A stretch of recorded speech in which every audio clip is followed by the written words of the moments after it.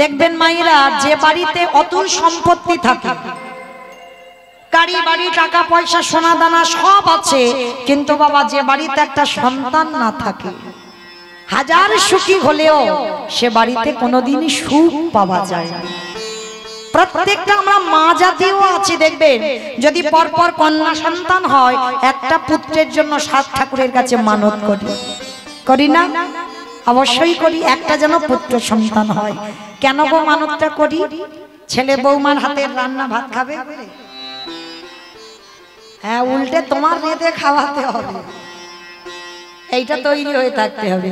তাহলে কি ছেলে মুখে আগুন দেবে? না। ছেলে পিণ্ড দেবে? না। তাহলে ছেলে কেন? ভগবানের কাছে ভিক্ষা করে আরতি করতে হবে, প্রভু আমার চাকরিওয়ালা ছেলে চাই না, আমার ডিগ্রিওয়ালা ছেলে চাই না, ছেলে যদি দিতে হয় আমার একটা কৃষ্ণ বলা পাখি দাও। কি গো, এখনকার দিনে একটা নেতাজি হয় না, একটা বিবেকানন্দ হয় না, একটা রবীন্দ্রনাথ হয় না। কেন হয় না? বীজও ভালো নয়, মাটিও ভালো নয়, তো হবে কি করে? বীজেরও গন্ডগোল, মাটিরও গন্ডগোল, তাহলে কোনোদিন হবে ভালো সন্তান? বিশেষ করে আগে মাটিটাকে ভালো হতে হবে। কোন মাটি? আউসবেরিয়ান মাটি না, বাবা হলো বীজ, মা হলো ক্ষেত্র বা মাটি। বীজটা বপন করা হলো, আর যে বীজ বপন করলে অঙ্কুরিত হবে, ভালো ফসল ফলবে, আগে বাবা সেই মাটিটা উর্বর হতে হবে। তা আজকের এই রঘুনাথকে অনেক সাধ্য সাধনা করে পেয়েছিল, 7 ঠাকুরের কাছে যেতে লাগেনি, এক জায়গায় যেতেই পেয়ে গেছে। আমি বলে যাই মা আপনাদের, কোথাও যেতে হবে না, সন্তান যদি চাইতে হয় একটা জায়গা চলে যাবেন, উত্তরপ্রদেশ, আমার রাধা কুণ্ডের তীরে। এই রাধা কুণ্ডের তীরে যদি কেউ যেতে পারে, বিশেষ করে বাবার নিয়ম সেবার মাসে, দামোদর ব্রতের মাসে, যে ঘরে সন্তান নাই, একটা পুত্রের জন্য 7 ঠাকুরের কাছে মানত করছেন, চলে যাবেন রাধা কুণ্ডের তীরে। আর রাধা কুণ্ডের তীরে গিয়ে বিশেষ করে বাবা, এখন টুরিস্ট বাসে আমরা যাই, সন্ধ্যার সময় নিয়ে যায় বা বিকালবেলা নিয়ে যায়, অনেকেই স্নান করে না। অনেকে হয়তো রাধা কুণ্ডের নামলো, একটু জল নিয়ে ছিটিয়ে দিল, হয়ে গেল না। সে যখনই যাও না কেন, চরণ ধরে বলে যায় রাধা কুণ্ডে অন্তত স্নানটা করবে। কেন? আমরা মানুষ, অর্থের অভাব হোক আর সময়ের অভাব হোক, আমরা যেতে পারি না সব তীর্থে স্নান করতে। অনেকের হয়তো পয়সার অভাব নাই, সময়ের অভাব, যেতে পারি না তীর্থে। কিন্তু যদি কোনো তীর্থে না যাও, যেতে হবে না কেদারনাথ, বদ্রীনাথ, কোথাও যেতে হবে না, চলে যাবে রাধা কুণ্ডের তীরে, বৃন্দাবন। আর ওই রাধা কুণ্ডে স্নান মানে সমস্ত তীর্থে স্নান হয়ে যাবে। কেন? ভগবান কৃষ্ণ যেদিন পাপী হয়েছিল, অপরাধী, মানে মহা পাপ করেছিল কৃষ্ণ। মানে ভাবতে পারছো, শুধু আপনারা আমরা পাপ করি না, আমার বেটা কৃষ্ণ পাপ করে। পাপ করেছিল, কি পাপ না? অরিষ্টাসুরকে বধ করেছিল, মানে একটা অসুরকে বধ করেছিল। হ্যাঁ, আর এই অসুরটা কি করেছিল জানো? কৃষ্ণের গাভীগুলো ছিল ধবলি, শ্যামলী, কালী, কমলী, মঙ্গলী, আর এদেরই ভিতরে ওই অরিষ্টাসুর একটা গোমাতার রূপ ধারণ করে প্রবেশ করেছিল। কিন্তু কৃষ্ণ চিনল কি করে যে ওটা অসুর? সবার মধ্যে মিলে আছে তো চিনতে পারবে না, কিন্তু কৃষ্ণ চিনল কি করে? প্রত্যেকটা গাভী চলছে, প্রত্যেকটা গাভীর ছায়া পড়ছে মাটিতে, কিন্তু অরিষ্টাসুরের ছায়া মাটিতে পড়ছে না। তখনই কি করেছিল কৃষ্ণ? ওই গাভীটাকে নিয়ে বনবন করে 3 বার একেবারে ঘুরিয়ে মাটিতে আছাড় দিয়ে শত্রুতা করে এসেছিল কৃষ্ণকে মারবে বলে, কিন্তু কৃষ্ণ মারলো, মেরে বাবা সেই গরুর পায়ের খুরটা, মানে যেটাকে বলছে গোষ্পদ, ওই গোষ্পদের চিহ্নটা ভগবান চরণে রেখে দিয়েছে। ভগবান বলছে ভক্ত যদি ভক্তি দিয়ে ডাকে তাকে আমি হৃদয়ে জায়গা দিই, আর ভক্ত যদি শত্রুতা দিয়ে ডাকে তাকে আমি আমার চরণ ছাড়া করি না। অরিষ্টাসুর মারতে এলো, তবু কিন্তু বাবা তার ওই গোমাতার পায়ের খুরের চিহ্নটা ভগবানের চরণের তলায় রেখে দিয়েছে। কিন্তু রেখে দিলে কি হবে? রাধারানী গোবিন্দকে বলেছিল, বধূ তুমি হলে মহাপাপী। রাধা, এটা তুমি কি বলছো? আমি কেন পাপ করব? আরে ওটা তো আমার গরুর মধ্যে কেউ নয়, ও তো অরিষ্টাসুর অসুর, ওই যে গরুর রূপ ধরেছিল। তখন আমার রাধারানী বলছে যে দেখো বধূ, সে অসুর হোক আর যাই হোক, গাভী হয়েছে তো, আর ওকে যখন মেরেছো তুমি গোহত্যা করেছো, আর গোহত্যা করে তোমার সর্বশরীরটা পাপী হয়ে গেছে। রাধে গো, ও গো রাধে গো, তুমি আমার করুণাময়ী প্রেমময়ী মানময়ী রাধে, প্রেমময়ী রাধে। তাহলে বলে দাও আমি পাপ থেকে মুক্তি পাবো কি করে? রাধারানী বলেছিল বধূ গো, ও গো বধূ গো, তোমাকে 12 বছর তীর্থে কাটাতে হবে, আর 12 বছর তীর্থে তীর্থে ঘুরে তোমাকে প্রত্যেকটা তীর্থে স্নান করতে হবে, আর প্রত্যেকটা তীর্থে যদি তুমি স্নান করতে পারো তাহলে তুমি পবিত্র হতে পারবে। গোবিন্দ আমার হেসে বলেছিল রাধে তোমার কি মাথার গন্ডগোল হয়েছে? ওগো প্রেমময়ী রাধে, ওগো প্রেমময়ী রাধে,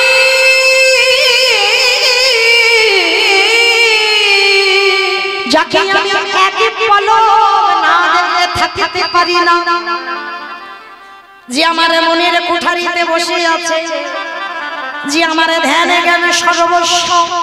তাহলে তুমি বললে কি করে আমি 12 বছর তীর্থে তোমাকে হারিয়ে থাকবো? আমি মরে যাব, আমার দম বন্ধ হয়ে যাবে, আমি থাকতে পারবো না। বলে তাহলে তো রাধে বলছে তাহলে আমার করার কিছু নেই, তোমাকে পাপী হয়ে থাকতে হবে।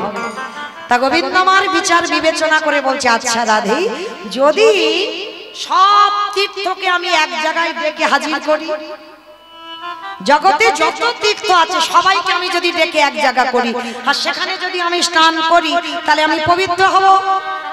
তার রাধারানী বলছে হ্যাঁ সেটা যদি করতে পারো তাহলে তো ভালো, তবে শোনো আমি সবাইকে দেখে নেব সব তীর্থ এলো কিনা। তা গোবিন্দ আমার বলছে ঠিক আছে তুমি ভালো করে দেখে নেবে। এইবারে গোবিন্দ হাতের মুরলি দিয়ে একটা কুণ্ড সৃষ্টি করেছে, সমস্ত তীর্থকে আহ্বান করছে একটা একটা করে। সমস্ত তীর্থ এসেছে সকার রূপে, এসে বলছে প্রভু আমাদের ডেকেছো, বলো কি করতে হবে। দেখো আমার বিনোদিনী বলছে আমি নাকি মহাপাপ করেছি অরিষ্টাসুরকে মেরে, তাই এই কুণ্ড করেছি, তোমরা সবাই জল হয়ে এই কুণ্ডের ভিতরে যাও, আর যদি কুণ্ডের ভিতরে যেতে পারো তাহলে ওই কুণ্ডে আমি স্নান করলে আমি পবিত্র হব। বলে প্রভু এটা তো উত্তম কথা, সবাই জল হয়ে কুণ্ডের ভিতরে প্রবেশ করেছে। গোবিন্দ আমার কুণ্ডে স্নান করেছে, ওইটা হলো শ্যামকুণ্ড।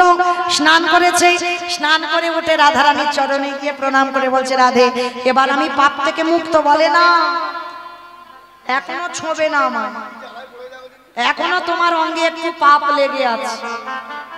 হাই ভগবান, আমি সব তীর্থকে তো ডাকলাম, আমি তো স্নান করলাম, এখনো আমি অপবিত্র। বলে হ্যাঁ, কারণ তুমি অপবিত্র কেন জানো?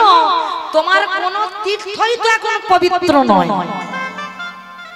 তীর্থ পবিত্র নয়? বলে না, তীর্থ তখনই পবিত্র হয় যদি কোন তীর্থ রাধা চরণ পরশে পায়। কি গো মাইরা, তুমি যদি সরাসরি গোবিন্দ ভজন করো না, আমার গোবিন্দ এমন একটা ছেলে, ও চিত্রগুপ্ত বিচিত্রগুপ্তকে ডেকে বলবে খাতাটা খোলো তো, ভক্ত যে আমার চরণ শরণাপন্ন হলো ও কি কি পাপ করেছিল, খাতা খুলে দেখবে তবে তোমার চরণের ঠাঁই দেবে, না হলে তো নয়। কিন্তু যদি কেউ রাধা চরণ ধরতে পারি, আমার রাধারানী চিত্রগুপ্ত আর বিচিত্রগুপ্তকে ডেকে বলবে না যে ওর পাপ পুণ্যটা ভালো করে দেখো তবে ওর চরণে ঠাই দেব। যদি একবারে রাধা চরণে কেউ ধরতে পারি, ওই অচিরে কৃষ্ণ প্রাপ্তি হইব, ওই রাধা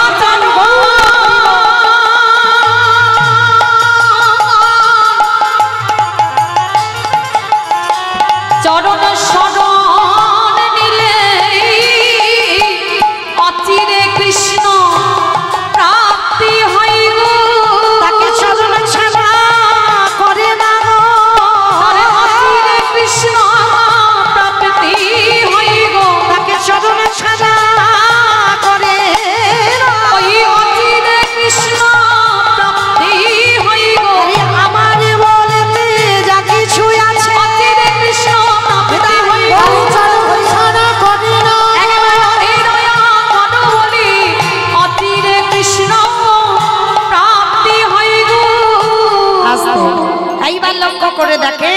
সমস্ত তীর থেকে আবার ডাকতে হবে। কিরকম? রাধারানী হাতের কনকন দিয়ে একটা কুণ্ড তৈরি করেছে, আবার তীর্থ এসেছে। কারণ গোবিন্দ আমার বলেছিল, রাধে আবার তীর্থের কি ডাকার প্রয়োজন আছে?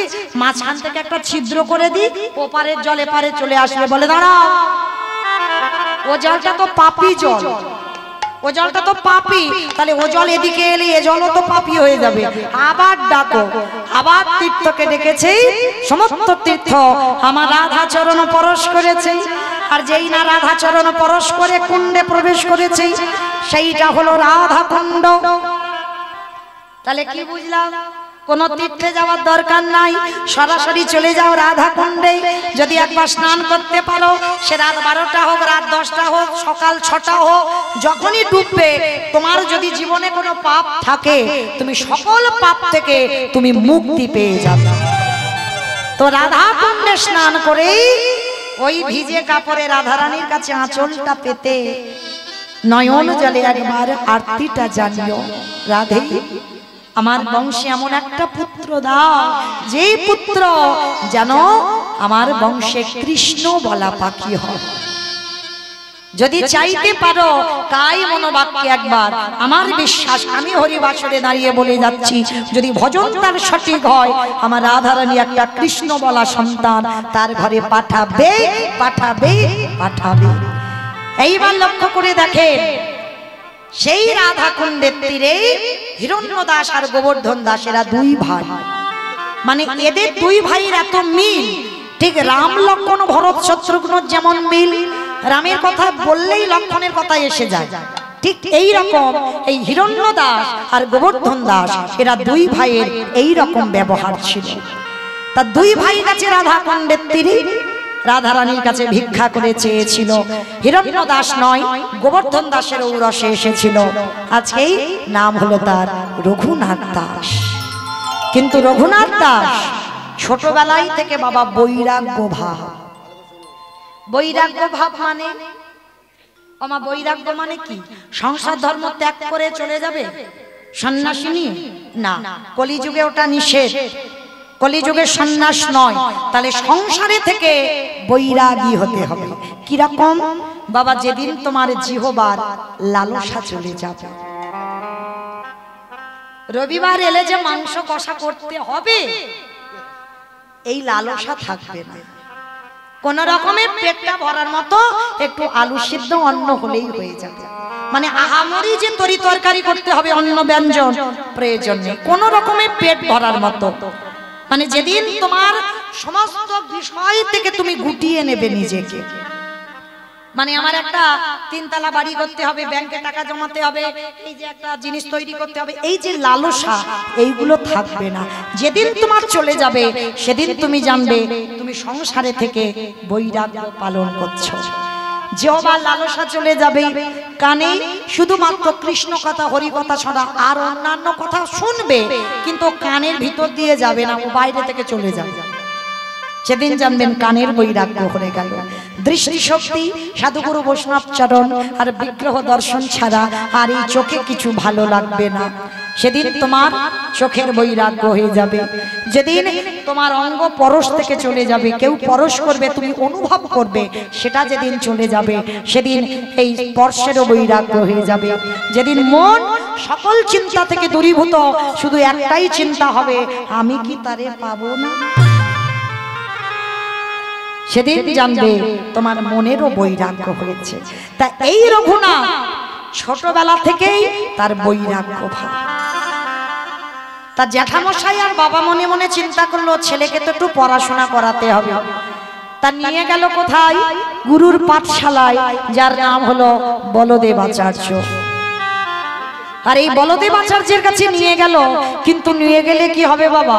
আর একটা কথা মনে রেখো, এই বড় লোকের ছেলেরা একটু জেদি হয়। জেদি মানে কিরকম? দেখবেন যেটা বলবে তো সেটা তখন দিতে হবে।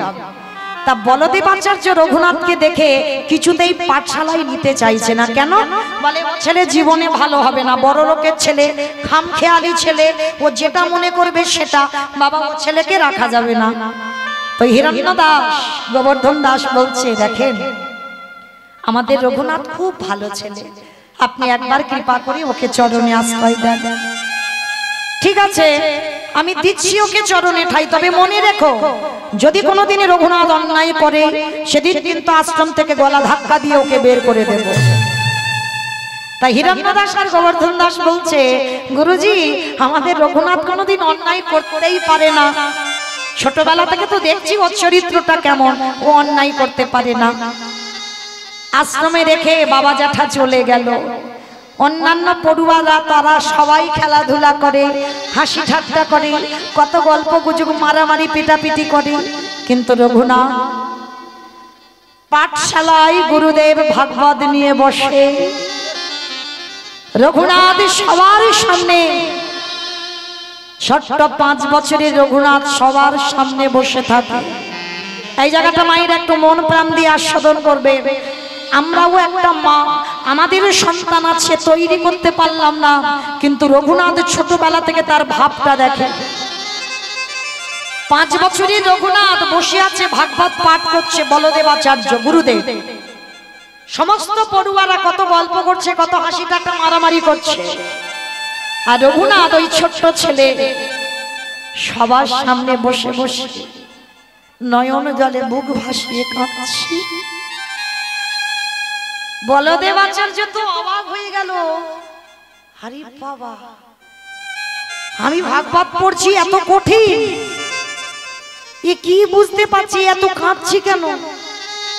তার রঘুনাথকে ডেকেছে গুরুদেব, রঘুনাথ এখানে এসো তো বাবা, আমার কাছে এসো। একটা কথা মনে রাখবে বাবা, যারা জ্ঞানী ব্যক্তি হয় তারা কোনোদিন কাউকে তুই বলে সম্বোধন করে না। কেন? যারা শিক্ষা দেবে তাদের নিজের যদি শিক্ষাটা না থাকে, তাহলে বাবা তারা শিক্ষাটা দিয়ে কি করবে? সে ছোট হোক আর বড় হোক, প্রথম দর্শনে বাবা কোনোদিন তুই বলে সম্বোধন হয় না। গুরুদেব ছোটবেলা থেকে ছোট বাচ্চাদের শেখাচ্ছে। তো রঘুনাথকে ডেকেছে, বাবা আমার কাছে এসো তো দেখি। যেই না রঘুনাথকে কাছে ডেকেছে, রঘুনাথ কি করেছে? মাটিতে শুয়ে পড়ে দণ্ডবত প্রণাম। এই জায়গাটা ভালো করে দেখেন, শিক্ষা কাকে বলে। কারণ আমরা নারী জাতি, আমাদের মাটিতে শুয়ে পড়ে দণ্ডবত প্রণাম নিষিদ্ধ। আমাদের হাঁটু দুটো মাটিতে রেখে প্রণাম করতে হয়। আর যারা পুরুষ তারা বাবা ষষ্টাঙ্গে দণ্ডবত প্রণাম করে, এটা পুরুষদের। তো আজকের বাবা রঘুনাথ দণ্ডবত প্রণাম, আর প্রণাম করে বলছে, রঘুনাথ একটা কথা বলবো বাবা। কি কথা গুরুজি? আচ্ছা আরে আমি ভাগবত পাঠ করছি আর তুই যে পাগলের মতো বসে বসে কাঁদছিস, হ্যাঁ রে তুই ভাগবতে তুই এই পাঠের কিছু বুঝতে পারছিস? রঘুনাথ বড় জোর করে বলছে, গুরুদেব আমি কিছু বুঝতে পারছি না। ঠিক, তাহলে বুঝতে পারছিস না, তাহলে অত পাগলের মতো কাঁদছিস কেন? গুরুদেব আমি কাঁদছি একটাই কারণ, আমি কি তারে পাবো না? বলো না গুরুদেব, আমি কি তারে পাবো না? হে বাবা, এইটুকু ছেলে তোর এত আকুলতা, তোর হৃদয়ে এত প্রেম, এত আকুলি বিকুলি ভগবানকে পাবার জন্য। বাহ বাহ বাবা বাবা, ভেবেছিলাম তুই বড় লোকের ছেলে, খামখেয়ালি হবি। আশীর্বাদ করলাম বাবা, তোর কৃষ্ণ দর্শন হবে। কেন হবে?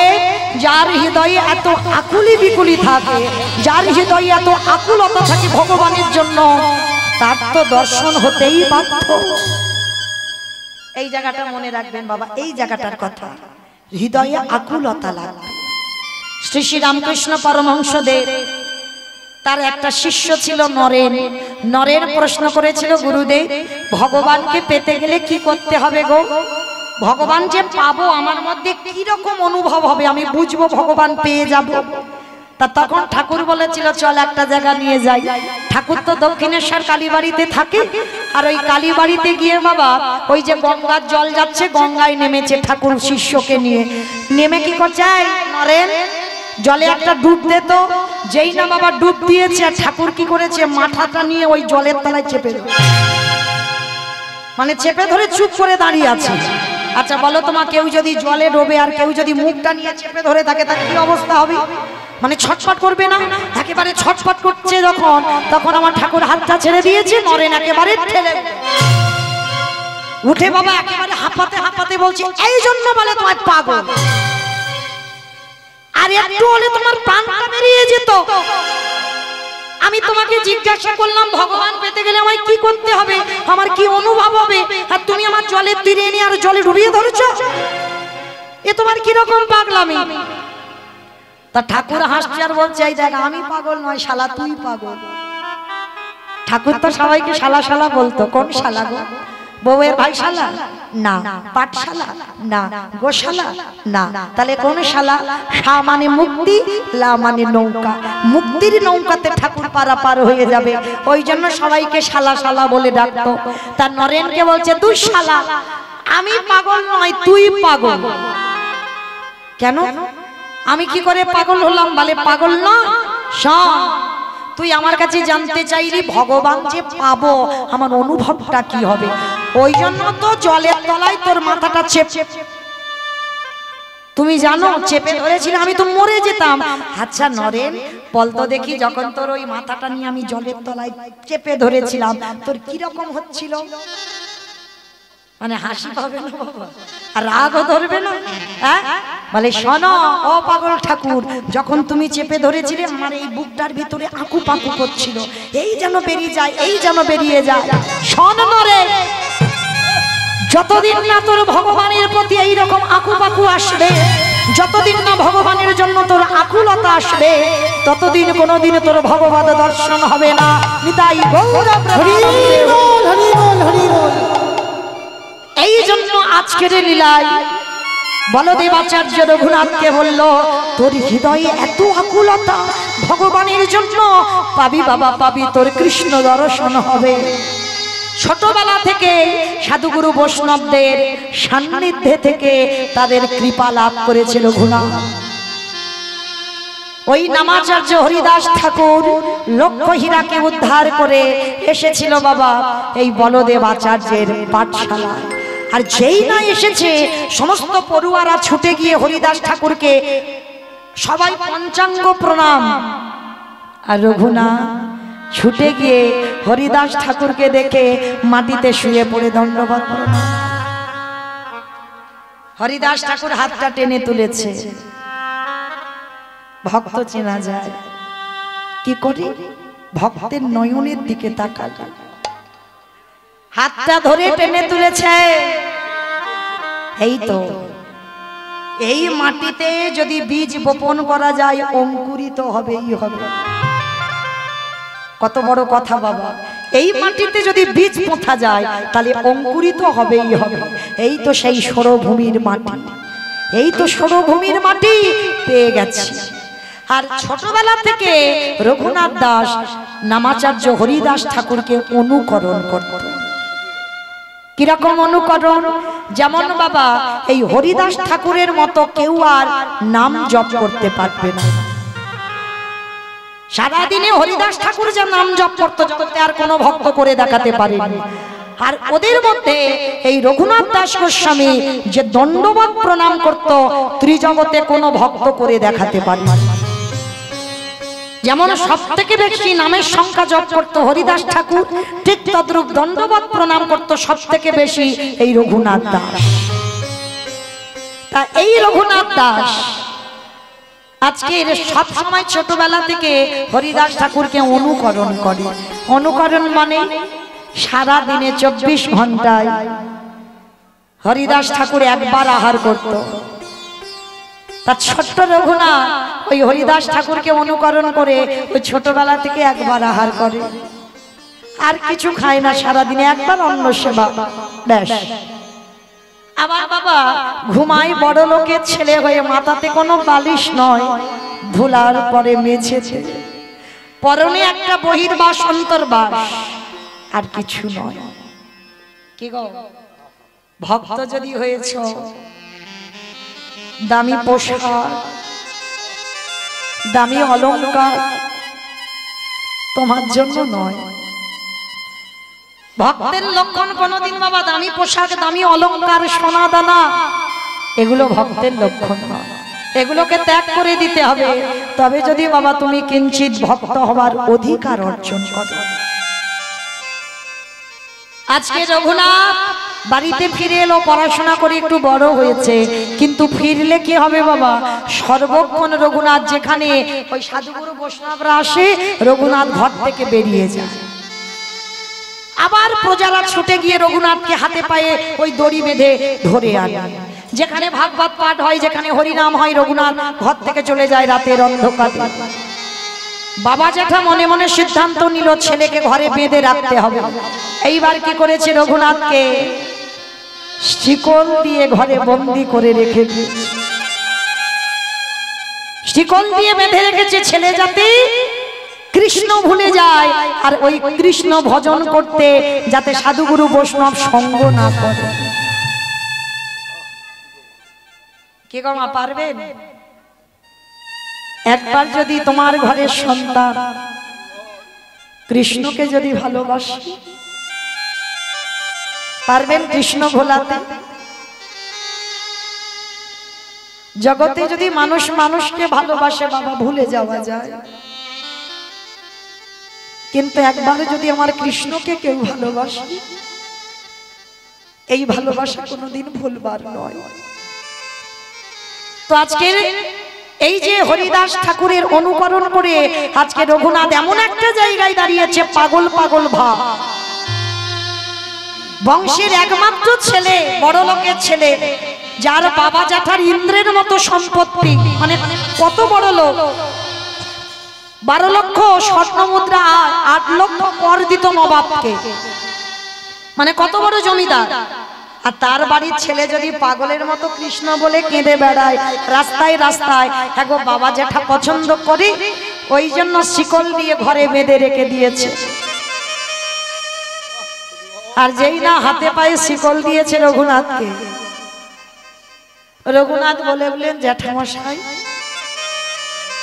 ঠিক করেছে, ঠিক করেছে জেঠু, তাকে ভুলবার জন্য তুমি আমায় শিকল দিয়েছো, তুমি আমায় হাত বাঁধবে, পা বাঁধবে, কিন্তু আমার মনটাকে তুমি কি করে বাঁধবে জেঠু? আর ঠিক করেছো, কারণ নিরজন জায়গা না হলে কৃষ্ণ ভজন হয় না। যার জন্য পরম বৈষ্ণব বাবা কেদারনাথ বদ্রীনাথ বেছে নিয়েছে। লোকালয়েতে দেখবেন বাবা নাম সংখ্যা জপ হয়, এটা বাইরের নাম। আর ভিতরের নাম করতে গেলে বাবা জানালা দরজা বন্ধ করে তোমাকে হৃদয়ে কৃষ্ণের প্রতিচ্ছবিটা অঙ্কন করে নাম করতে হবে। সেই নাম হবে বাবা আসল ঘরের নাম। তো আজকে রঘুনাথ বলছে ঠিক করেছো জেঠু, এই যে আমার ঘরে বন্দি করেছো না, তাতে আমার নাম ভজনটা ভালো হবে। রঘুনাথকে বন্দি করে রাখলো বাবা 1 সপ্তাহ। খেতে দেয় কিন্তু রঘুনাথ কিছু খায় না, কারণ বাবা ভজনের পদ অবলম্বন করলে আহার নিদ্রা দুটোই কমাতে হবে।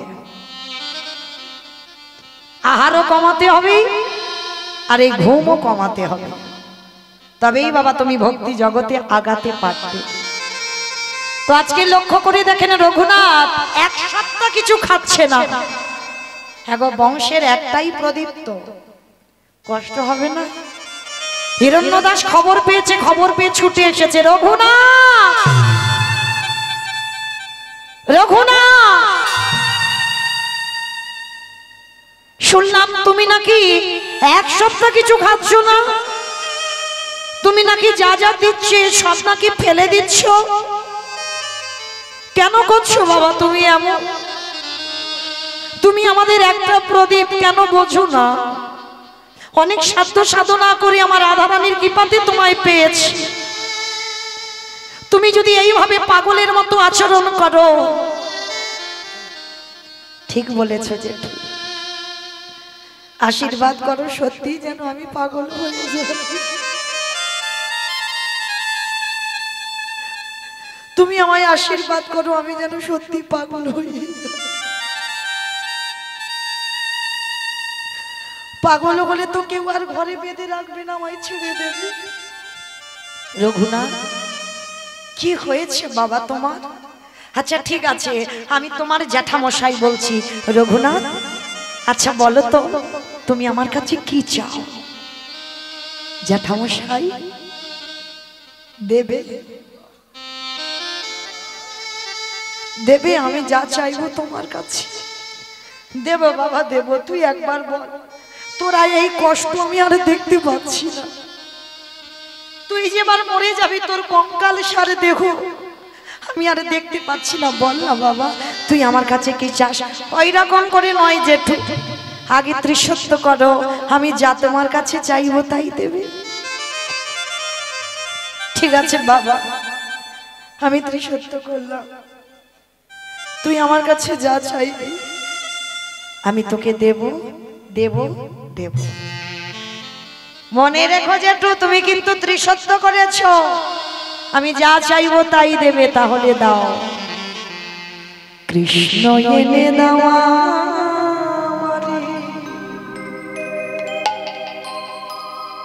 কৃষ্ণ এনে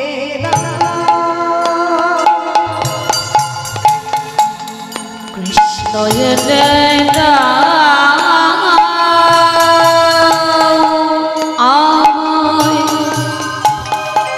কৃষ্ণ এনে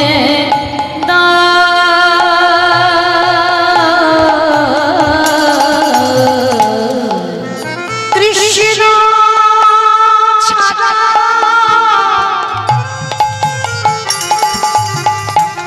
প্রাণে আছে না,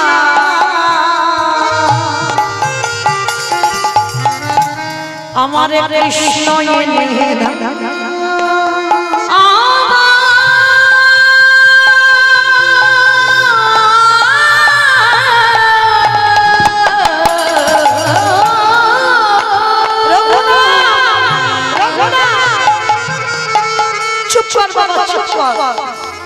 ওই কৃষ্ণ ছাড়া প্রাণে বাঁচে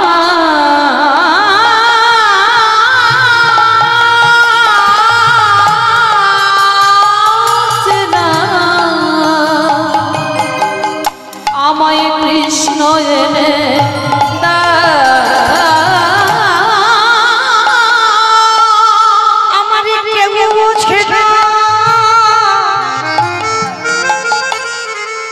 আমার মনের কথা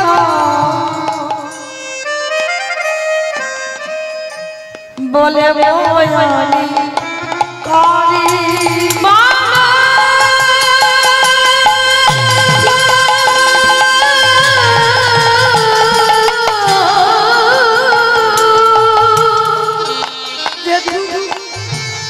কেউ আমার মনের কথা শুনে না, না কেউ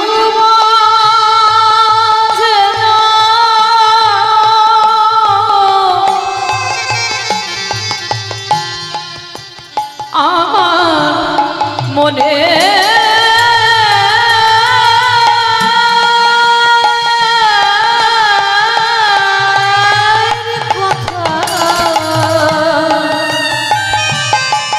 বর্ণ বলব আমি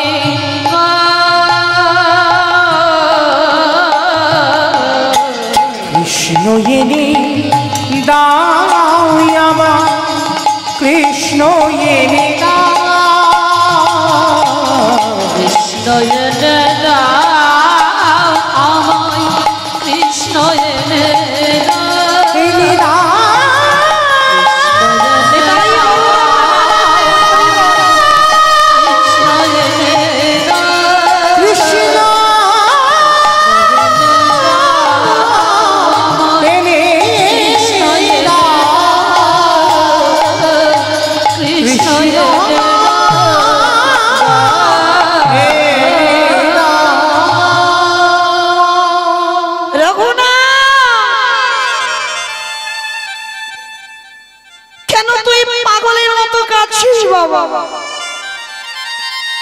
ঠিক আছে, আমি কথা দিলাম বাবা তোর কৃষ্ণ এনে দেব। গুরুদেব বলদেব আচার্য খবর পেয়েছে রঘুনাথ কৃষ্ণ বলে কেঁদে কেঁদে এক সপ্তাহ কিছু খাওয়া দাওয়া করেনি। বলদেব আচার্য ছুটে এসেছে, কঙ্কাল সার দেহ তো কিছু খাইনি না। রঘুনাথকে কোলের উপরে বসিয়েছি।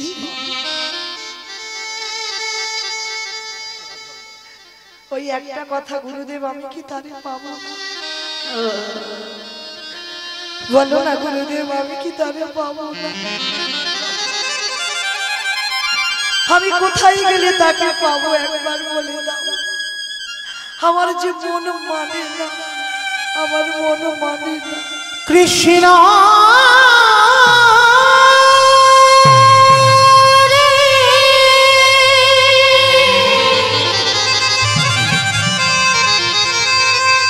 একেবারে দেখা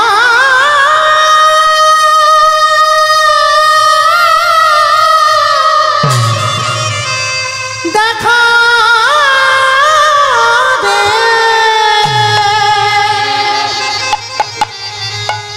দেখা দে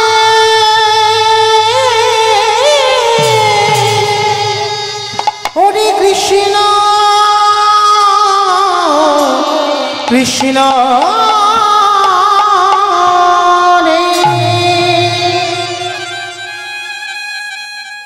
গুরুদেব এসে বলছে বাবা কৃষ্ণ বলে কাঁদিস না,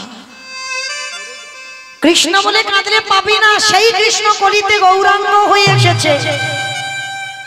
রাধা কৃষ্ণ কাত্মা দুই দেহ ধরি অনন্য বিলাসী রস আস্বাদন করি। এই দুই ভাবিবে চৈতন্য গোসাই, ভাব রস আস্বাদিতে দোহে কোঠায়। কৃষ্ণ কলিকালে শ্রী গৌরাঙ্গ হয়ে এসেছে। কাঁদতে যদি হয় গৌর বলে কাঁদ, তাহলেই পেয়ে যাবি কৃষ্ণ চরণ। গুরুদেব কৃষ্ণ কলিতে গৌরাঙ্গ হয়েছে কোথায়? নবদ্বীপের মাটিতে। হিরণ্য দাস আর গোবর্ধন দাস কথা দিয়েছিল কৃষ্ণ দর্শন করাবে, নিয়ে গেল ওই নদিয়ার মাটিতে। গিয়ে সেখানে সংবাদ পেল বাবা 24 বছর বয়সে নিমাই সন্ন্যাসী হয়ে গেছে। অত সোজা নয়। কতটুকু কৃষ্ণ বলে কেঁদেছো, কৃষ্ণ পাবে। কতটুকু তুলসী তলায় চোখের জল দিয়েছো, কৃষ্ণ পাবে। আগে কাঁদতে শেখো, আর যত কাঁদতে শিখবে তত ভগবত প্রাপ্তি হয়ে যাবে। আজকে কি করেছে বাবা রঘুনাথ দাস? ফিরে এলো আবার বাড়িতে। তারপরে সংবাদ পেয়েছে নিমাই সন্ন্যাসে গেল, কিন্তু একটা দিনের জন্য শান্তিপুরে এসেছিল সন্ন্যাসের পর। যখন হিরণ্য দাস গোবর্ধন দাস খবরটা পেয়েছি, রঘুনাথকে নিয়ে গেল আমার মহাপ্রভুর সঙ্গে দেখা করাতে। আর মহাপ্রভু যখন দেখা করাতে নিয়ে গেল, আর সঙ্গে সঙ্গে দেখেন অদ্বৈত আচার্যের ঘরে ভক্তদের নিয়ে প্রভু আমার হরি নাম করছে। কিরকম? রসে তনু ঢাডো ঢাডো গৌর কিশোর বর, রসে তনু ঢাডো ঢাডো গৌর কিশোর বর, রসে তনু ঢাডো ঢাডো আমারি গোনারে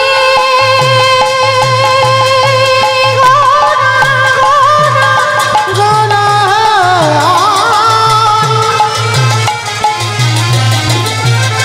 আই গৌর হরি বল রানীর গোনারি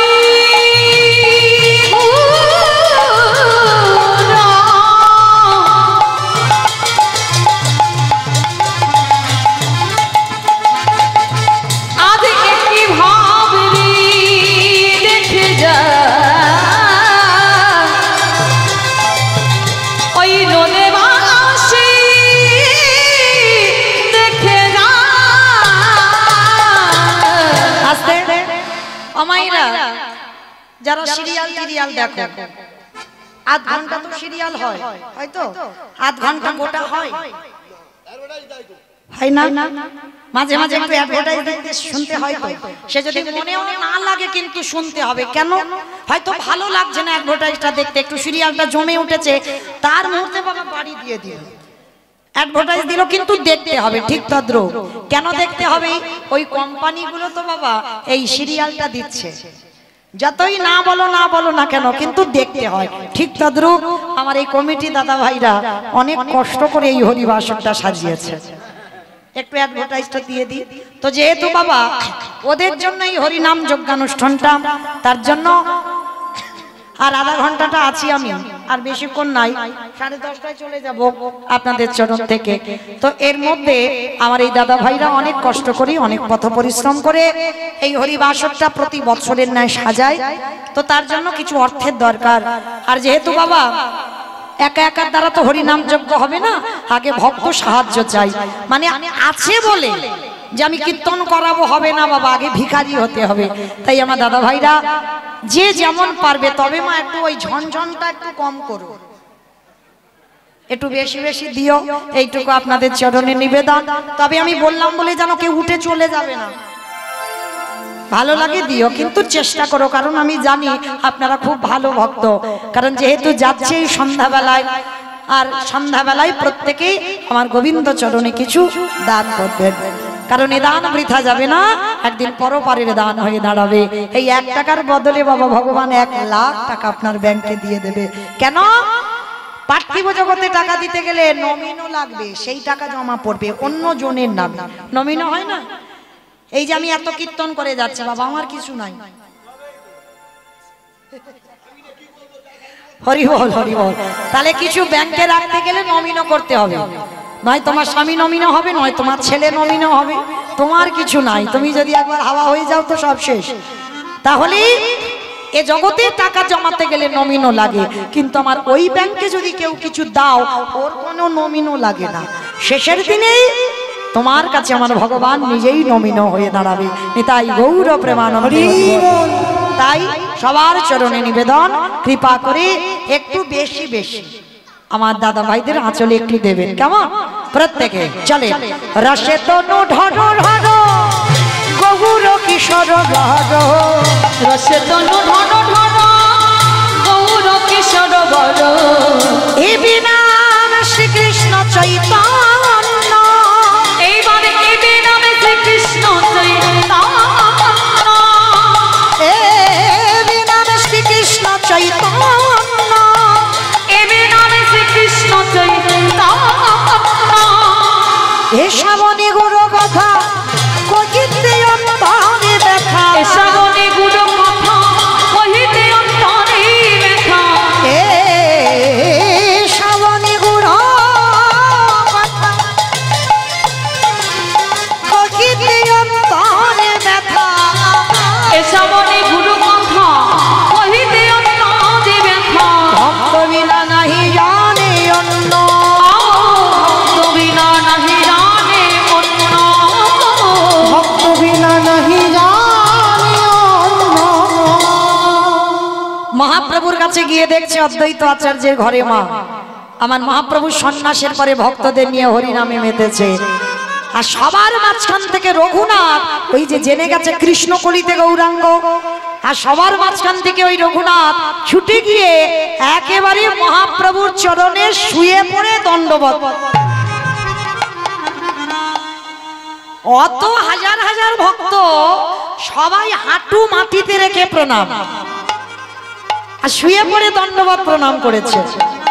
মহাপ্রভু আমার যেই না চোখের দিকে তাকিয়েছে, দেখে বললেন বাবা বাবা বাবা, এই তো সেই মাটি যে মাটিতে আমি বীজ বপন করব। নিতাই চাঁদকে বলল, দাদা যাও, যে পাত্রে আমি প্রসাদ পাই ওই পাত্র থেকে একটু প্রসাদই নিয়ে তুমি আমার রঘুনাথকে একটু প্রসাদ দিয়ে দাও। কি গো মায়েরা, কৃপা হয়ে গেল। ভগবানের উচ্ছিষ্ট প্রসাদ পাওয়ার জন্য ভক্তরা লালায়িত। যোগীগণ যোগে পাই না, মণিগণ মনে পাই না, ধ্যানীগণে ধ্যানে পাই না, ব্রহ্মা ব্রহ্মলোকে পাই না, শিব শিবলোকে পাই না, ইন্দ্র ইন্দ্রলোকে পাই না। আজকে রঘুনাথ প্রথম দর্শনে ভগবানের উচ্ছিষ্ট প্রসাদ পেয়ে গেল, কৃপা হয়ে গেল অর্ধে। বেশ কিছুদিন প্রভুর চরণ সেবা করে রঘুনাথ, এইবার মহাপ্রভু বললেন, রঘুনাথ আমি জগন্নাথ ধাম পুরী ধামে ফিরতে চাই। যাও তুমি তোমার আদি সপ্তগ্রামে তুমি তোমার বাবার বাড়িতে ফিরে যাও। না প্রভু না, আমি তো বাড়িতে ফিরবো বলে আমি আসিনি। আমি তোমার চরণে থাকতে চাই, আমি তোমার চরণ সেবা করতে চাই। রঘুনাথ, আমার মুখের উপরে কথা বলবে না, আর মর্কট বৈরাগ্য ধারণ যেন কোনোদিন না করো। মর্কট মানে কি? বানর। হনুমান হলো ত্যাগী, বানর হলো ভোগী। এটা মৌমিতা বলছে না বাবা। আজ রঘুনাথ ছোটবেলা থেকে বৈরাগ্য ভাব, তবু মহাপ্রভু বলছে মর্কট বৈরাগী হবে না, লোক দেখানো বৈরাগ্য ধারণ কোনোদিন করবে না রঘুনাথ। একটা কথা মনে রেখো, যতদিন না কৃপা হবে ততদিন তুমি সংসার ত্যাগ করে তুমি বৈরাগী হতে পারবে না। কে গো মাইরা, অনেকে মনে মনে বলে আমি সাধু সঙ্গ করব, বৈষ্ণব সঙ্গ করব, ভক্ত সঙ্গ করব। অনেক বছর ধরে চিন্তা ভাবনা চলছে, কিন্তু হচ্ছে না। কেন হচ্ছে না? টাইম লাগবে, এখনো তোমার কৃপা হয়। আর কৃপা যেদিন হবে তোমাকে যেতে হবে না গুরু চরণে, গুরু এসেই তোমার কাছে ধরা দিয়ে দেবে। কৃপা যেদিন তোমার হয়ে যাবে। তাই রঘুনাথকে বলছে রঘুনাথ ঘরে ফিরে যাও। ঘরে ফিরে গিয়েই পড়াশোনা করেছো, বড় হয়েছো, শিক্ষিত হয়েছো, বাবার জায়গা জমি দেখভাল করো, রাজত্ব দেখভাল করো, জমিদারি দেখভাল করো, তাতে তোমার মঙ্গল হবে। না প্রভু, আমার ওই জমিদারি ভালো লাগে না, আমার রাজ ঐশ্বর্য ভালো লাগে না। আমি যেটা বলছি রঘুনাথ তুমি সেটা করো। যাও, ফিরে যাও, আমার কথার উপরে কথা দিও না। যেদিন তোমার টাইম হবে সেদিন তোমাকে আসতে হবে না, আমি তোমাকে ঘর থেকে টেনে নিয়ে আসবো। বেশ, প্রভুর চরণে প্রণাম করে চলে আসছে রঘুনাথ নিজের ঘরে। নৌকায় উঠেছে, নৌকায় উঠে বলছে দয়া, একদিন না একদিন তোমার প্রত্যেকের এই ভব নদী পার হতে হবে, তাই না? কেউ চিরস্থায়ী নয়, ক্ষণস্থায়ী। মৃত্যু দরজায় দাঁড়িয়ে আছে, এই ঢুকলো বলে কথা। ও সবার বাড়িতে ঢুকবে বাবা, চিন্তার কারণ নাই। হ্যাঁ, মৃত্যু দরজায় আছে সেটা নিশ্চিত ভেবে যাও। আজ আছো, কাল নাই। তাহলে আজকের কীর্তন শুনছো, কালকে যে শুনবো এই গ্যারান্টিটা কিন্তু দিতে পারবে না। মানে এই যে রাত যাবে, এই রাতের মধ্যে যদি হার্ট একদম কালকে আর হবে, তাহলে যোগ এসেছে, হেলায় হারিও না। দয়ালে তোমার লীলা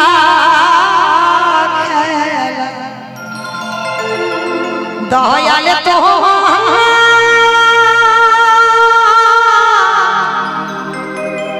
লীলা কি গো, ভগবান কারোর একার সম্পদ নয় বাবা। কেউ যদি মনে করে আমি ভজন সাধন করি, ভগবান আমার একার না। ভগবান চোরেরও হয়, ভগবান সাধুরও হয়। চোরকে বলে বেটা তুই চুরি করতে যা, তোর পেছনে আমি আছি। আর মালিককে বলে তুই নিশ্চিন্তে ঘুমা, তোর মাল আমি পাহারা দিচ্ছি। ও বেটা সবার বোঝা বড় ভাই,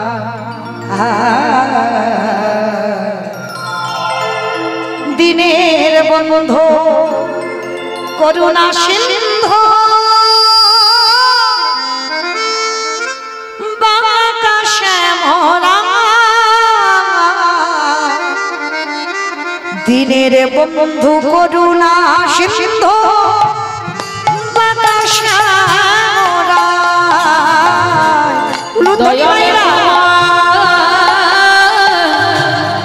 লীলা খেলা দয়াল তোমার লীলা খেলা বোঝা বড়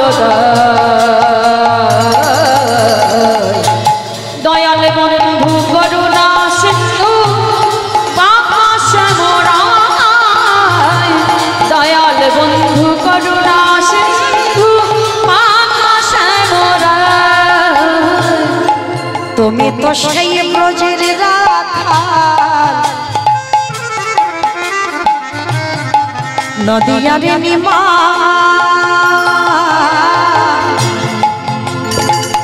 কৃষ্ণ প্রিয়ার বুকে যশোদার জীবন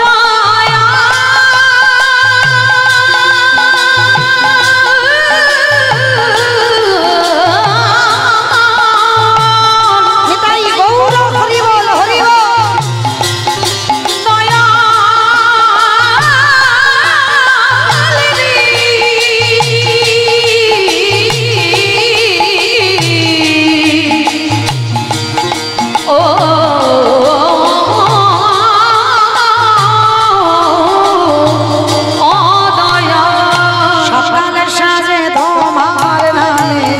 সকল সাধে তোমার দয়াল সুখ সাজিবা দয়াল বন্ধু করুণা সিন্ধু দয়াল বন্ধু করুণা সিন্ধু মহাসাগর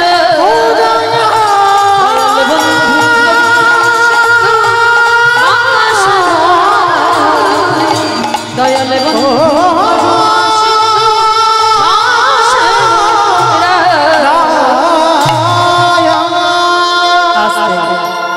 রঘুনাথ বাড়িতে ফিরলো আর যেই না বাড়িতে ফিরেছে বাবা এখনো কৃষ্ণ নামের ভূত মাথা থেকে নামেনি।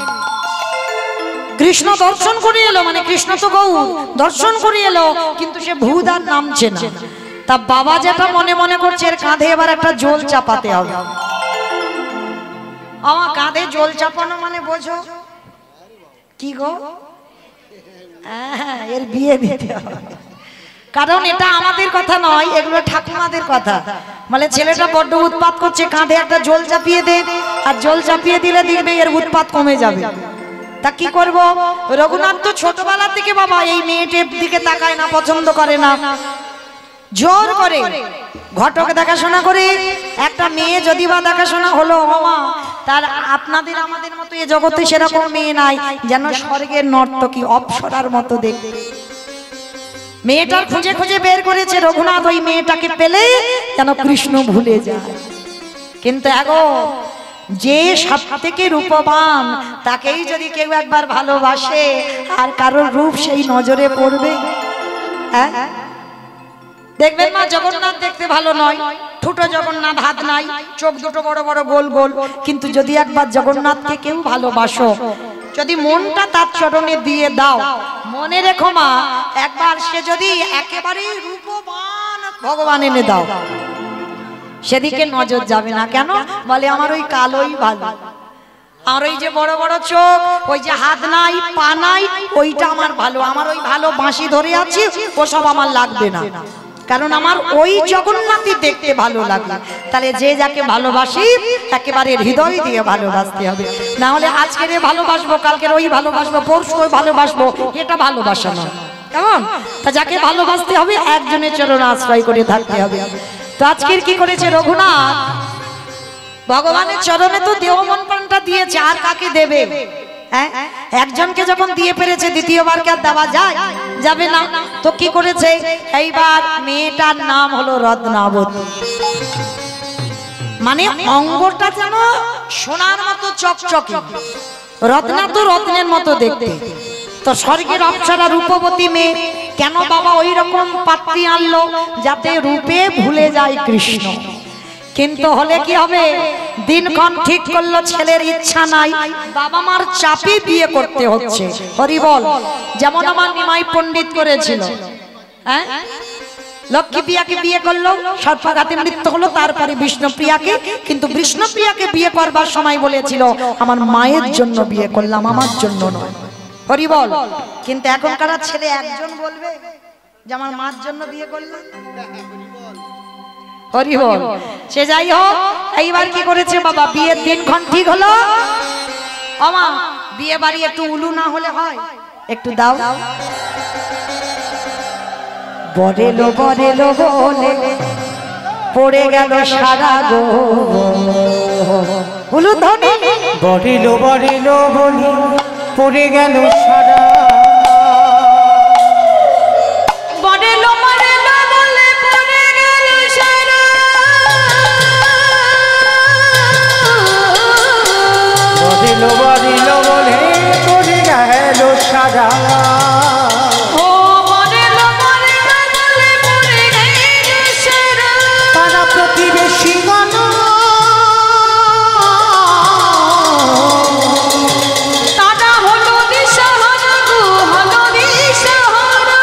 পাড়া প্রতিবেশী গান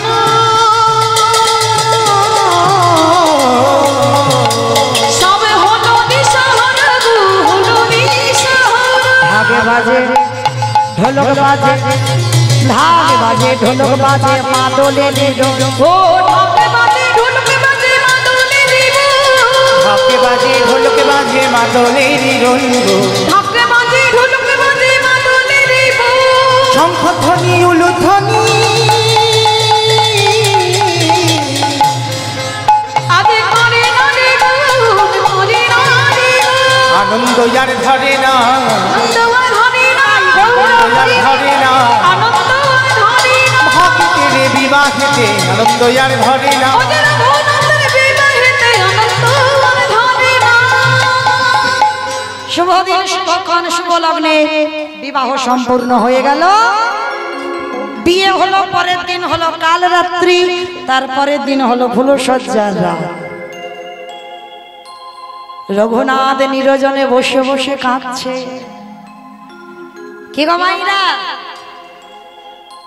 বিয়ে দিলে বউ ভাতের দিনে মেয়েরা কান্নাকাটি একটু করে কেন? এই যে বাপের বাড়ি থেকে সবাই যায়, কিছুক্ষণের জন্য দেখা হয়, চলে আসে। তবে মা এখনকার দিনে মেয়েরা আর কাঁদে না, ও অনেকবার যাতায়াত হয়ে যায়, তাই না? এখন আর কাঁদে না, কিন্তু তখনকার দিনে বাবা এই বউ ভাতের দিন যখন বাপের বাড়ির লোকজন চলে আসতো, পাগলের মতো কাঁদতো। কেন? একাকী হয়ে গেল, তাই না? এই জন্য কাঁদে। তাহলে প্রত্যেকটা মেয়ে বাসর ঘরে কাঁদে, কিন্তু আজকের জিনিসটা একেবারে উল্টে গেছে। বাসর ঘরে এক কোণে বসে রঘুনাথ কাঁদছে। কি গো, সে মেয়ে কাঁদবে কোথায়? ওদিকে বর বসে বসে কাঁদছে। আচ্ছা মা বলো তো দেখি, ওই ফুলসজ্জার রাতে যদি কারো স্বামী বসে বসে কাঁদে, কি বুঝবে? বউ পছন্দ হয়নি, নিশ্চয়ই প্রেম টেম করা আছে, তাকে পাইনি বলে বাবা জোর করে বিয়ে দিয়েছে, ওই জন্য কান্নাকাটি করছে। কিন্তু না, রঘুনাথ তো তেমন ছেলে নয়। এইবার রত্নাবতী চরণে প্রণাম করে প্রশ্ন করলো, একটা কথা মনে রেখো স্বামী, আমি তোমার বউ নয়, আমি তোমার স্ত্রী নয়, আমি তোমার সহধর্মিণী। এতগুলো মেয়ে আছে, আমরা তো বউ হয়েছি, আমরা স্ত্রী হয়েছি, আমরা সহধর্মিণী নয়। সহধর্মিণী তাকে বলে স্বামী ধর্মের কাজে যিনি সাহায্য করে। স্বামী অসৎ পথে যাবে, তোমাকে টেনে আনতে হবে সৎ পথে, তোমাকে তৈরি করতে হবে, তাকে কৃষ্ণ ভজনের পথে ঠেলে দিতে হবে। আর যদি না পেরেছ তো তাহলে বাবা তুমি বউ হবে, স্ত্রী হবে, তুমি সহধর্মিণী নয়। মর্তের মাটিতে সতী অনুসুয়া জগৎকে স্বামী সেবা করে মহাসতী হয়ে দেখালো। একটাই মন্ত্র ছিল, ওম পতি পরমেশ্বরায় নমঃ। আর দ্বিতীয় কোনো মন্ত্র নয়, এই মন্ত্র জপে ব্রহ্মা বিষ্ণু মহেশ্বরকে সন্তান রূপে পেয়েছিল। তাহলে একটা মন্ত্র, ওম পতি পরমেশ্বরায় নমঃ। তবে বাবা একটা কথা বলি, শুধু মেয়েরা স্বামী সেবা করে সতী হবে, কিন্তু স্বামীদের তো তেমন হতে হবে। অনুসুয়ার স্বামী অত্রিমুনিটা কেমন ছিল সেটা তো দেখতে হবে। তো আজকের ওই রাতের অন্ধকারে রত্নাবতী বলেছিল, বলো তুমি কার জন্য কাঁদছো, কার জন্য তুমি এত কষ্ট পাচ্ছ, আমায় বলো, আমি তোমাকে তার কাছে পাঠিয়ে দেব। পারবে না, পারবে না রত্নাবতী, জীবনে তুমি পারবে না। স্বামী তুমি আমায় চেনো না, একটা কথা মনে রাখো। আচ্ছা আগে বলো তো দেখি, তোমার সঙ্গে আমার বিয়েটা হয়েছে কেন? রত্নাবতী বলল, তোমাকে কৃষ্ণ ভোলাবার জন্য। বাহ, তার মানে তুমি জেনেই আমায় বিয়ে করেছো? হ্যাঁ, কিন্তু আমি কেন তোমাকে কৃষ্ণ ভোলাতে যাচ্ছি? তুমি আমায় চেনো না স্বামী, বলো তুমি কার জন্য কষ্ট পাচ্ছ? এই রাতের অন্ধকারে আমি নিজে তার কাছে তোমাকে পাঠাবো। পারবে না রত্নাবতী? বললাম তো পারবো, তুমি একবার তার নামটা বলো। রত্নাবতী ভেবেছিল অন্য কোনো নারীর নাম বোধহয় বলবে, কিন্তু কোনোদিন ভাবেনি রত্নাবতীর স্বামী রঘুনাথ আজকের এই কথাটা বলবে। রত্না, ত্রিসত্য করো, আজ ফুলসজ্জা রাতে প্রত্যেকটা নারী তার স্বামীর কাছে যায়, আমি স্বামী হয়ে তোমার কাছে চাইব, তুমি দিতে পারবে? রঘুনাথের কথা শুনে বলেছিল পারবো। বলো তুমি কি চাও, দাও। এই রাতের অন্ধকারে এই ঘর থেকে বের করে আমাকে কৃষ্ণ চরণে পাঠিয়ে রত্নাবতী গো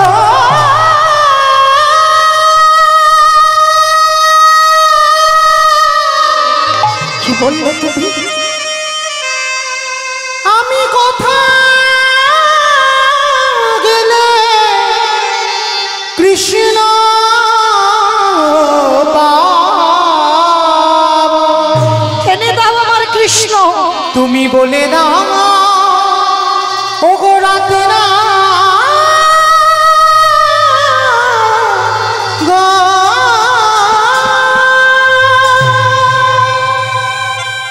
যেই না এনে দাও কৃষ্ণ, রত্নাবতী চরণ দুটো ধরে কেঁদে বললেন, বেশ, যত দুঃখ কষ্ট আমি পাবো, কিন্তু এই রাতের অন্ধকারে তোমাকে চিরজনমের মতো বিদায় দেব। তোমার বাবা জ্যাঠা জানতে পারবে না, কেউ জানতে পারবে না। এই রাত্রিবেলা তুমি সংসার থেকে চলে যাও। রত্না, ভেবে বলছো তো এ জীবনে কোনোদিন তুমি আমার চরণ আর পাবে না? জানিস সবই। এই যে 3টে দিনের স্মৃতি নিয়ে আমি জীবনটা কাটিয়ে দেব, কিন্তু এইটুকু তো আমি জানবো, আমার মতো সহধর্মিনী আমি পেরেছি তোমাকে কৃষ্ণ ভজনে পাঠাতে, যেটা তোমার বাবা মা কেউ পারেনি। বেশ, আমি আসি রত্নাবতী। শোনো স্বামী, চলে যাওয়ার সময় একটা কথা দিয়ে যাও, কোনদিন যদি কৃষ্ণ শোনে তোমার দেখা হয়, আমার নামটা একবার তুমি তার চরণে জানো। আমি চলে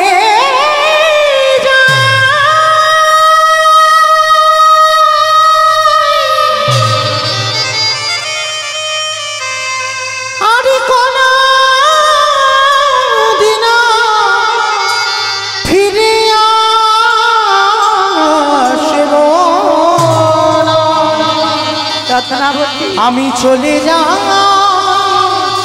ও গো রত্না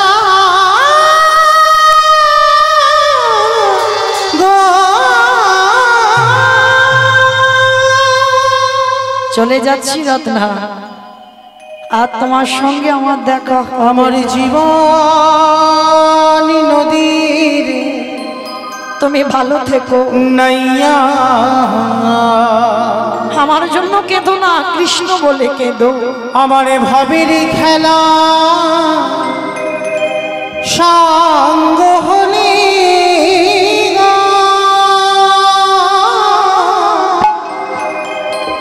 দিও পার করিয়া আমার জীবন নদীরে নাইয়া। আমার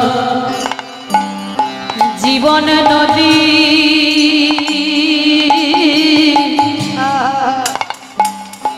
নাইয়া, আমি চলে যাচ্ছি গো, তুমি ভালো থেকো। ভবের খেলা সাঙ্গ হলি গো,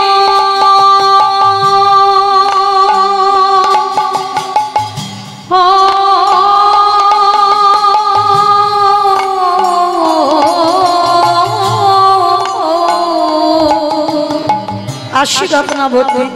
দিও পার করিয়া আমার জীবন নদীর নাইয়া। দয়ালে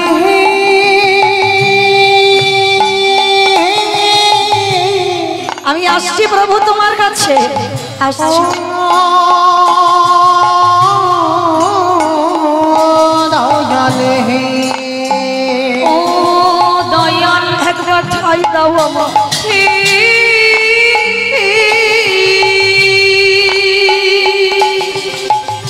হে,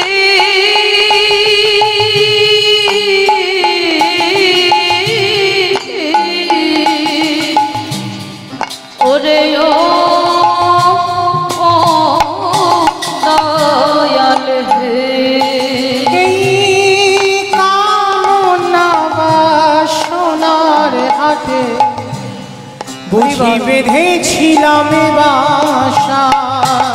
এই কামনা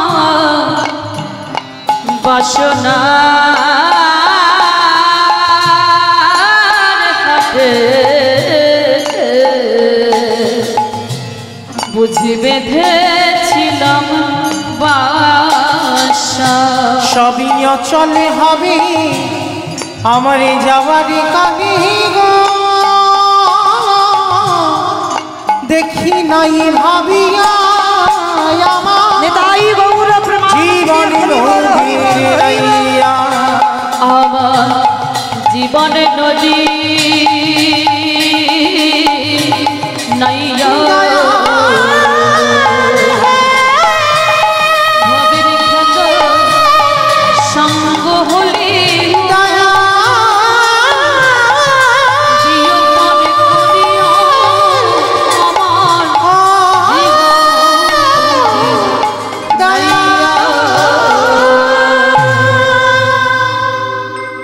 চিরজনমের মতো রত্নাবতী বিদায় দিল স্বামীকে, ছুটে চলল জগন্নাথ ধাম পুরী ধাম। পরের দিনে বাবা খবর পেল যে রঘুনাথ পুরী ধামে আছে। ছেলেকে আর তো ফিরিয়ে আনতে পারবে না বাবা, ছেলে যেখানে গিয়েছে। বাধ্য হয়ে বাবা জ্যাঠা অর্থ বস্ত্র অন্ন ব্যঞ্জন যা যা দরকার এই সপ্তগ্রাম থেকে পুরী ধামে পাঠাতো। আর রঘুনাথ ওই বাবা জ্যাঠা পাঠানোর জিনিসগুলো ভক্ত সেবা দিত, অর্থদান, বস্ত্রদান, বৈষ্ণব সেবা রঘুনাথ পুরী ধামে করত। এই জায়গাটা একটু খুব দামি কথা বলবো বাবা, একটু শুনতে হবে। প্রতিদিন ওই বাবা জ্যাঠার পাঠানো অর্থ রঘুনাথ পুরীতে দান করে, কিন্তু এতে আমার মহাপ্রভুর পছন্দ নয়। কেন পছন্দ নয়? একটা কথা মনে রেখো মা, কারোর যদি কিছু দিতে হয় ডান হাত দেবে, বাম হাত যেন জানতে না পারে। যদি বলবেন বাবা এটা মৌমিতা জ্ঞান দিচ্ছে না, কেউ যেন ভুল করে বুঝবেন না যে আমি বড় বড় কথা বলে যাচ্ছি। এটা আমার মহাপ্রভু রঘুনাথকে শিক্ষা দিয়েছেন। ওর বাবা জ্যাঠা অন্নদান, বস্ত্রদান, অর্থদান করে বলে ওর বাবা জ্যাঠার বড় অহংকার। দেখবেন বাবা আছে স্টেজ তৈরি করে না, আর স্টেজের উপরে উঠে অনেকে বাবা নাম ধরে ধরে, যারা গরিব দুঃখী তাদের নাম ধরে ধরে স্টেজে ডাকে, কম্বল দান করে, বস্ত্র দান করে, অর্থ দান করে, করে না? কিন্তু মনে রেখো এটা দান নয়, এইটা সেই মানুষটাকে অপমান করা হয়। কেন? সবার সামনে ডেকে বাবা তার নাম ধরে সবাইকে চিনিয়ে দেওয়া হচ্ছে ও গরিব, ও খেতে পায় না, ও পড়তে পারে না। দিতে যদি হয় রাতের অন্ধকারে কাউকে কিছু দিয়ে এসো, লোকালয়ে কেউ জানার প্রয়োজন নেই, যে জানবার সে তো জানবে আমি দান করেছি কি করিনি। তাহলে লোকের জানার প্রয়োজন নেই, যাকে জানাবার দরকার তাকে জানিও, কিন্তু কাউকে ডেকে অপমান করার অধিকার তোমার নেই। এটা মহাপ্রভু বলছে রঘুনাথ যে পুরীতে ওই বৈষ্ণব সেবা, অর্থদান, বস্ত্রদান, এটা আমার পছন্দ নয়, এটা আমি পছন্দ করি না যে আমার রঘুনাথ এই রকম করুন। রঘুনাথের কানে গেল, আর যেই না গেল রঘুনাথ বাবা জ্যাঠাকে খবর পাঠালো যেন কে আমার জন্য পুরী ধামে কিছু না পাঠায়, আর যদি পাঠায় আমি ওই সমুদ্রে সব ফেলে দেব। মহাপ্রভুর বাক্য শিরোধার্য করলো রঘুনাথ কিছু আর নেয় না। তাহলে কি করে খায়? ওই পুরী ধামে দাঁড়ে দাঁড়িয়ে ভিক্ষা করে।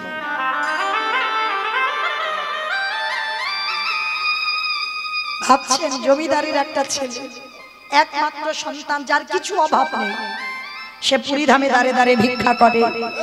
মহাপ্রভু স্বরূপ দামোদরকে ডেকে বলেছিল, স্বরূপ তুমি রঘুনাথকে গিয়ে খবর পাঠাও, ও যে লোকের দাঁড়ে দাঁড়ে ভিক্ষা করে খায় এটাও আমার পছন্দ নয়। রঘুনাথ সেটাও শিরোধার্য করলো, আমার গৌরহরি যদি চায় না তো আমি কারোর বাড়িতে ভিক্ষা করব না। এইবার কি করবে? আনন্দ বাজারে গিয়ে কাঙালের মতো বসে থাকে। আনন্দ বাজার চেনো তোমার? যেখানে মহাপ্রসাদ বিক্রি হয়, জগন্নাথের মহাপ্রসাদ, ভিতরে গিয়ে দেখেছেন অনেক অন্ন ব্যঞ্জন সবজি বিক্রি হয় না, জগন্নাথের প্রসাদী, ওইটার নাম হচ্ছে আনন্দ বাজার। ওই রঘুনাথ চুপটি করে বসে আছে। তাহলে খাই কি?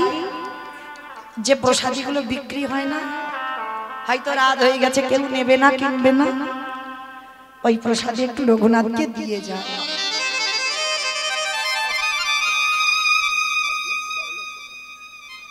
রঘুনাথ সেইটুকু একটু সেবা করে। মহাপ্রভু স্বরূপের দ্বারা আবার খবর দিল রঘুনাথ যে ওই বাজারে বসে অযাচিত ভাবে হাত পেতে কিছু খাবে, এটা আমার পছন্দ নয়। রঘুনাথ সেটাও শিরোধার্য করলো, সেটাও শিরোধার্য করলো যে প্রভু যখন চাইছে না তো আমি খাবো না, তাহলে এবার চলবে কি করে বাবা? মন্দিরের সিংহ দুয়ারে চুপটি করে বসে আছে। কতদিন না খেয়ে থাকবে? তাও 4-5 দিন হয়ে যাচ্ছে। এবার আর শরীর চলছে না, বড় কষ্ট হচ্ছে, বড় জ্বালা, বড় যন্ত্রণা।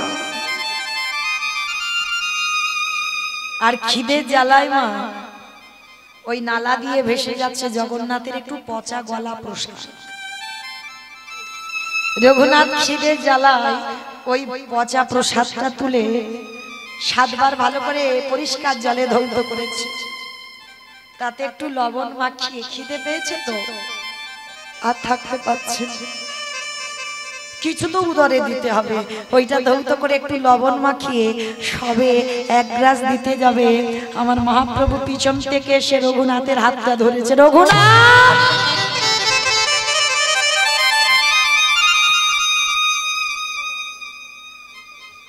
আমায় দিবি না? গৌরী, এ তো পচা গলা প্রসাদ, এ তো পচে গেছে, নষ্ট হয়ে গেছে। এই বোকা, প্রসাদ কোনদিন পচে? প্রসাদ কোনদিন পচে না। প্রসাদ প্রসাদই থাকে, আর সেটা যখন ভক্ত উচ্ছিষ্ট করে দেয় সেটা মহাপ্রসাদ হয়ে যায়।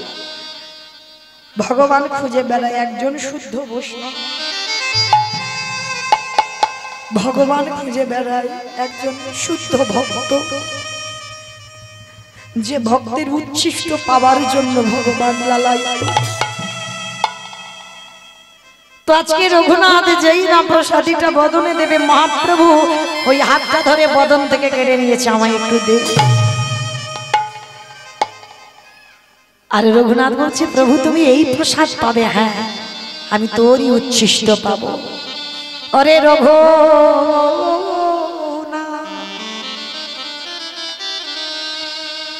অরে একবার মনে করে গেলা, যেদিন প্রথম তোর সাথে আমার সাক্ষাৎ হলো, সেদিন আমার উচ্ছিষ্ট প্রসাদ আমি তোকে দিয়েছিলাম। আমি জানতাম তুই একদিন আমার শুদ্ধ ভক্ত হবি, তাই দে রে রঘুনাথ, আজ তোর ওই উচ্ছিষ্ট প্রসাদ আমায় দে। ওরে রঘুনাথ,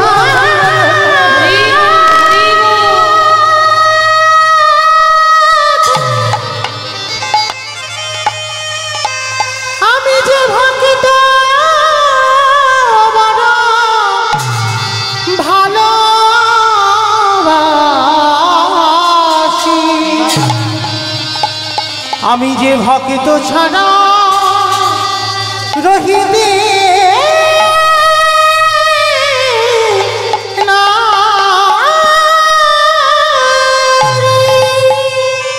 রঘুনাথ আছাড় খেয়ে বললেন মহাপ্রভুর হৃদয়ে। মহাপ্রভু বললেন, রঘুনাথ, আজ আমি তোকে যাচাই করে দেখে নিলাম, সত্যি তোর আজকের বৈরাগ্য এসেছে। আয় আয় আয়, ওরে আয় একবার আমার হৃদয়ে আয়। মহাপ্রভু ছুটে গিয়ে রঘুনাথকে বুকে জড়িয়ে ধরে, রঘুনাথ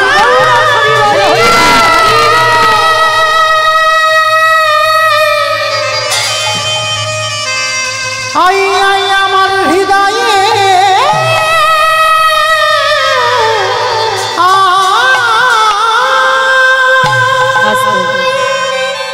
মহাপ্রভু বললেন বলো রঘুনাথ তুই কি চাস? হে দয়াময় আমার মনে বড় আশা, আমি বৃন্দাবনে রাধা গোবিন্দের যুগলে দর্শন পাবো। মহাপ্রভু বললেন ওরে রঘুনা ওরে যাও যা ওই রাধা কুণ্ডের তীরে চলে যাও।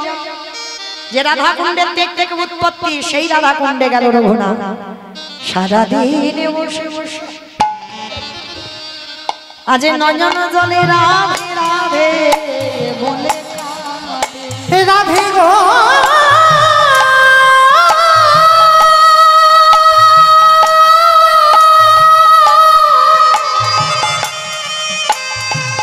ও গো করুণা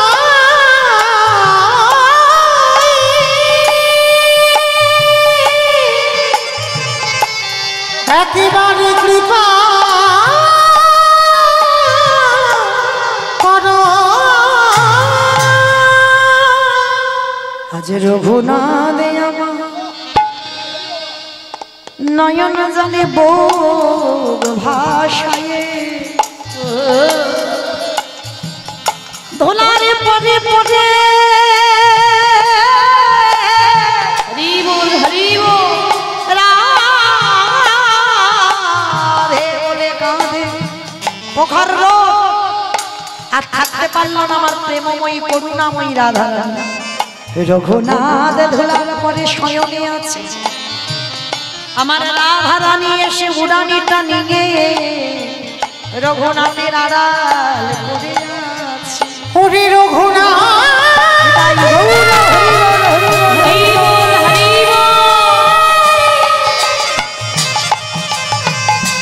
ওরে জগতে সবাই আমায় ডাকে বটে, তোর মতো চোখের জলে ভেসে আমায় কেউ ডাকে না। ওরে রঘু রঘু রে। রঘুনাথ পিছনে তাকিয়ে বললেন কে তুমি? সে কি রে যার জন্য এত পাগল? আমি তো তুই সেই রাধে, তুমি এসেছো, বল কি চাস? রঘুনাথ বললেন রাধে গো আমি তোমাকে একা দেখতে চাই না, তুমি কৃপা করে একেবারে যুগল রূপে দাঁড়াও। রাধারানী বললেন রঘুনাথ তোর মতো বৈরাগ্য, তোর মতো ভজন সাধনে জগতে কারণ নাই। আজ তোরে ভক্তিতে সন্তুষ্ট হয়ে আজ আমি যুগলে দাঁড়াইলাম। রঘুনাথ প্রকৃত তোর বৈরাগ্য হয়েছে। রাধা গোবিন্দ যুগলে দাঁড়ালেন, ভক্তগণে উলুধ্বনি হরিধ্বনি দিয়ে আজ নয়ন ভরে ওই রাধা গোবিন্দে, ওই রাধা গোবিন্দে আজ যুগল মাধুর্য দর্শন কো। কেমন ভক্ত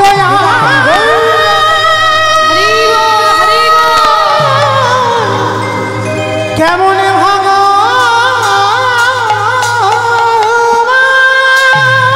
আমি ভক্ত বড়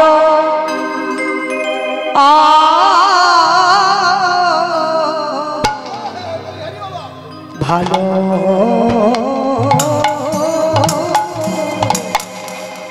বাসি, আমি ভক্তবার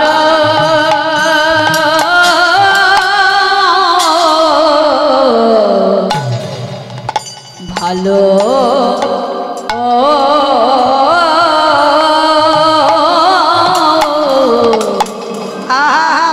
ভালোবাসি। তাই তো যুগে যুগে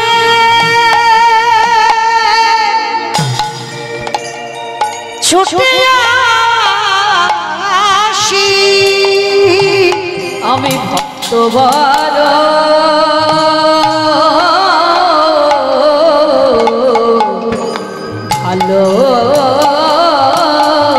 ভালোবাসি।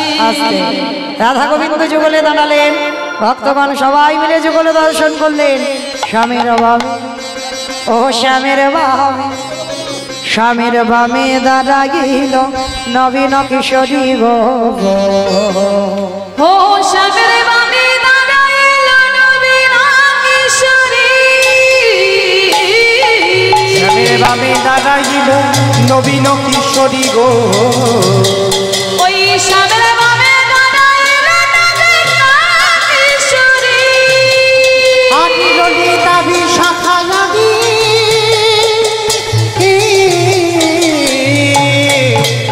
ওই যত সাহচরী গো, যত সাহচরী। ললিতা বিশাখা নদী।